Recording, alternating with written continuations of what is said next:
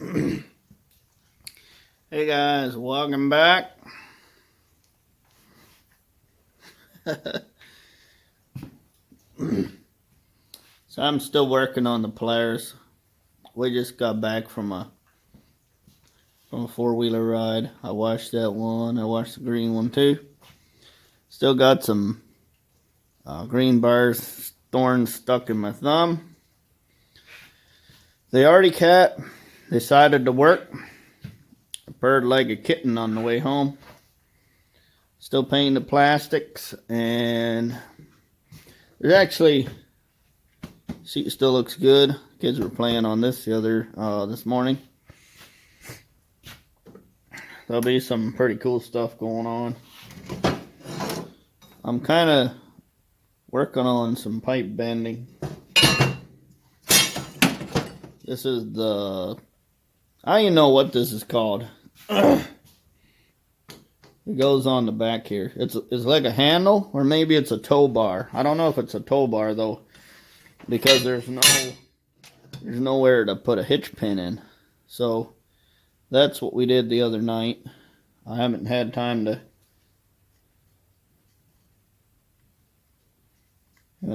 get back on it. I'd assume it's dry. It's been a while, but it doesn't seem to stick. This is the first time I tried scratching it. So got some stuff going on with that. I had my son wire wheel this.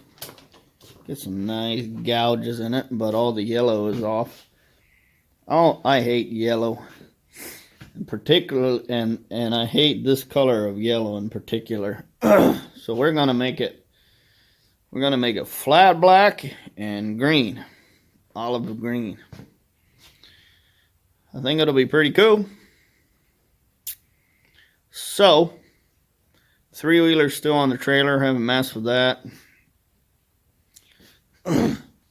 Little Honda's back there. We got a taillight video for that coming soon. Trying to see if my nose is still bleeding.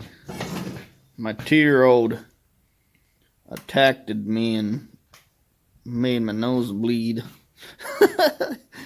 They're little, but they're feisty. And that one's got some pretty good claws on them. Pretty sharp nails.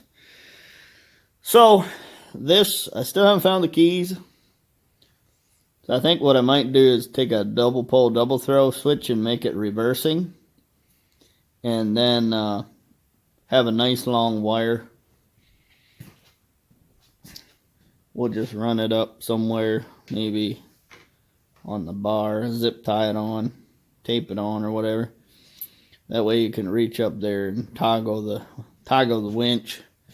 And I'm going to want it a little bit extra long. That way if it's on the truck or the trailer, I'll have 3 or 4 foot of wire to be able to stand aside and not get my head cut off with the winch cable. Or, I don't know.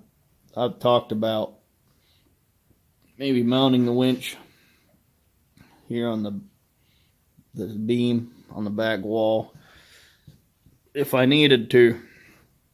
I've been welding dumpsters all summer, and I have somebody that wants me to bring containers here to weld, so or he doesn't really care, he just wants someone to weld. So I thought about using it to raise and lower cans and things. So this girl here the battery died starting it, and I got to do a little bit of research. I just put a new air filter in it, but I didn't oil it. Also got a new filter for this. That'll be in the taillight video. See, let's do the wrong thing. It's got a taillight. So the one I got is exactly like that. Just not broken. That I already replaced that one. It just hit the hitch and broke. So I can't take this on the trails without a winch, because we'll end up going when it's dry, or I'll end up winching almost not maybe maybe every fifth obstacle or so, I'll probably end up having to winch. And this girl here did perfectly. Just flawless. And we didn't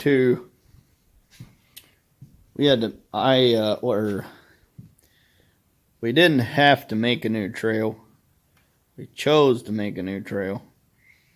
Basically, a lot of trees fell down and covered up the trails, so there was this one way we could go where we went down over the bank, along the grass, down by the water's edge, and then back up again. And that was where we couldn't go any further with this one. So the last time we went out, we just started heading east and went all the way up in the field and bypassed everything. It was almost dark, and so we wanted to not get stuck on the bank because those tires aren't too great anymore. They actually did very well today though, which is great. So now we have a trail that takes us around some of the fallen trees and then back on the trail. So we went in there and chopped some saplings and things, greenbriers and vines, and got through there. So that's good. And this big grill on the front just smashes. And the actual four-wheel drive that drives all four wheels and tires and the big bull bar thing just smashed it. Smashed everywhere.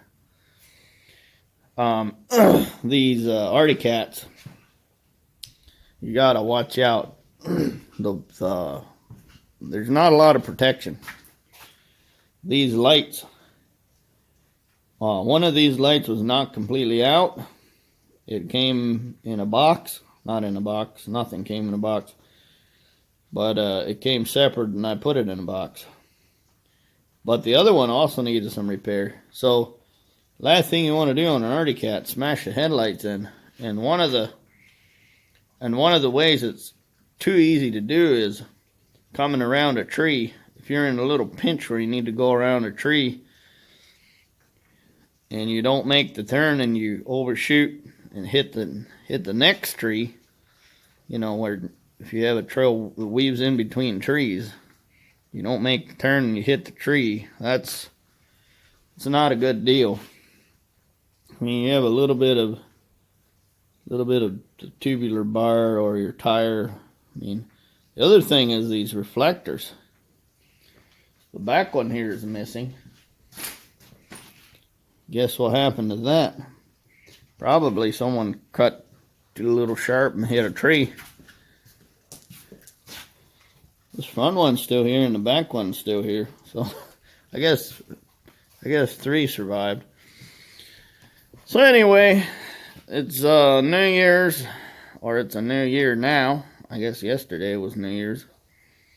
Today is yesterday was the last day of hunting season, so now hunting season over and we can finally ride.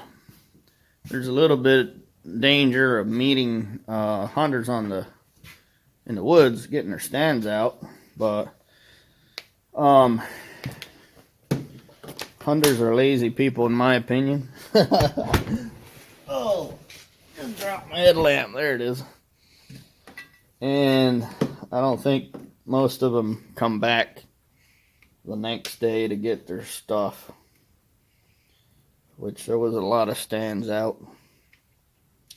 So what we did is I figured that there's a greater likelihood of landowners. They don't need to get their stands off the property. Doesn't matter to them if they do it now or next week. So we took the other trail south, and that's all people we know. Guy's a little older than me. Pretty much went to school with them though. I went to school with a couple of their younger brothers and sisters, so I know the guys pretty well. I wasn't too worried going on their property, and I didn't think they'd be down there getting their stands anyway. So actually, it wasn't until the other end of the trail where we actually saw a bunch of stands and some deer remains and things. So I need to go inside and edit that video. Got a ton of clips to stitch together. Should be pretty fun. So anyway, I'm supposed to talk about what's up for the new year. I don't know. I hope Bitcoin goes up. So let's talk about the troubles I've had. So actually, the original carburetor, I think, was the one that was absolutely pouring gas in the engine. So this one's definitely on the lean side. It cranks a long time before it starts. And it seems like these carburetors like just a little bit of restriction on the air side. So changing the filter definitely made it run worse. So the old filter was a little bit dirty, but just mostly crumbled. It was all crumbled, smashed in there. It really sucks to get at these air cleaners. They're a good design, but there's a heat shield. So when you go to pull the cap off and reach inside and get the filter out, you just can't get the cap off enough to get the filter out. So I think they just pushed the filter in there and slammed the cap on, and it was crooked and got all wadded up. So it's a little bit dirty. I couldn't really tell if there was. I didn't know where it went. I think it's over here in the trash can. Maybe one of the boys took off with it. I know he had the spring from inside the filter. The other champ might be in here. Oh yeah, here it is. It seems like a dry air filter. It's just all bunched up. But it ran decently with this filter. Yeah, I think he just wadded it in there. So anyway, I might oil it and see if that helps. The airbox looks like it's still on. We're gonna have to go in there and look around and see if I'd hate to take the plastics off again, but I gotta be sure that intake manifold adapter thingy, make sure that crack didn't come back. I could order the adapter, I guess. I might have to wait till the car is gone. I guess they're getting their bank, getting some cash from the bank or whatever. Probably happen Monday then, if that's the case. So, yeah, I don't know, man. Here we are 14 minutes in, still haven't said anything about what's up in the new year. I don't really know. If all this stuff sells and we can nail down some projects that'll pay well, I'm definitely into that.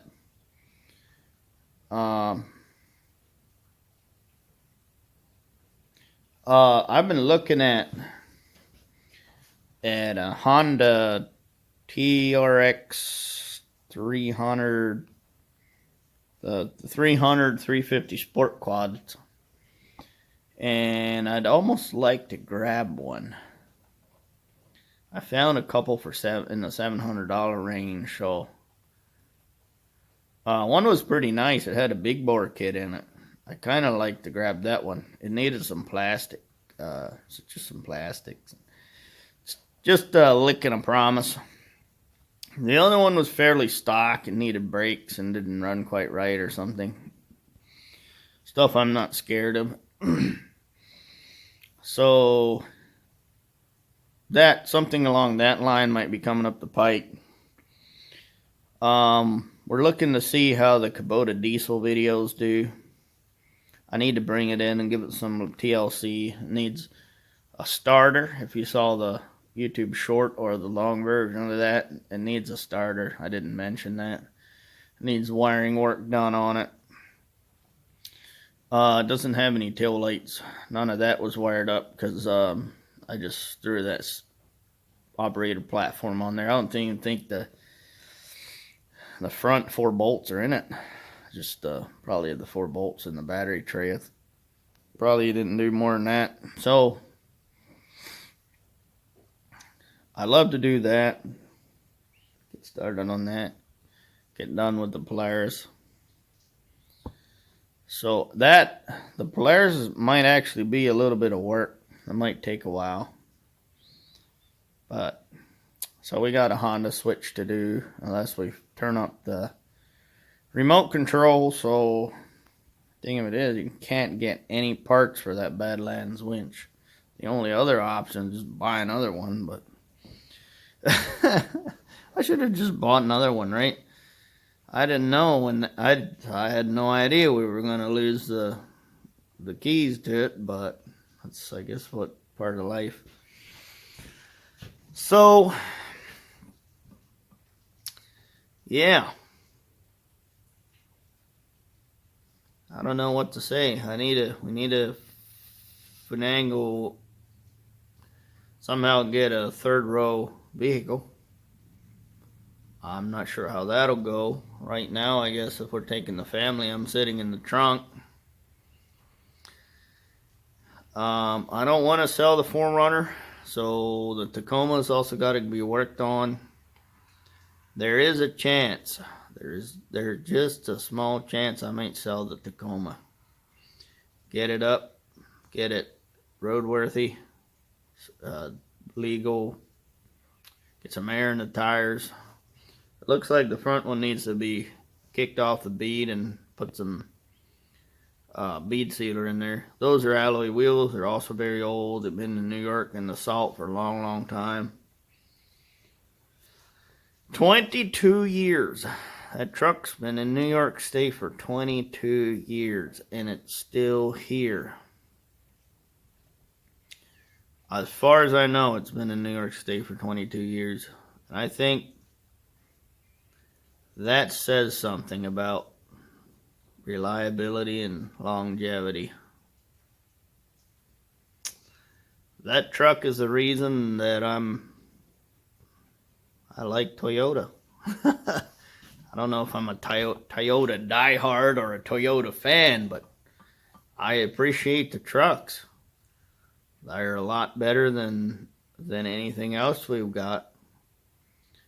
One of the joke that I make is, tell me a problem that your truck has, because my Toyota won't have that problem. Does your headliner fall down? Mine doesn't fall down. Does your tailgate latch fall apart? Mine doesn't fall apart. I don't even have one. Does your dash crack? My dash doesn't crack. Do your tie rods fold or buckle? Mine don't fold or buckle. Does your axle explode? On my axle. Does your transmission turn into all neutrals? Doesn't happen on my truck. Overheat? Nope, that doesn't happen. I mean, it's obviously not a 3/4 ton, so you're gonna have to go American truck for a 3/4 ton or 1 ton or a dually. So I guess you have to take your pick. I guess if you wanted to be a Toyota diehard, you could buy a Hino medium duty truck and try it that way, but so that's the end of her. So it'll be snowmobile, some diesel stuff, a little bit on the Arctic Cat, a little bit on the Honda. Get the Tacoma in here. Keep on cracking. Cheers, and here's to a wonderful new year, and may it be better than the one before. Health and peace. See you in the next one.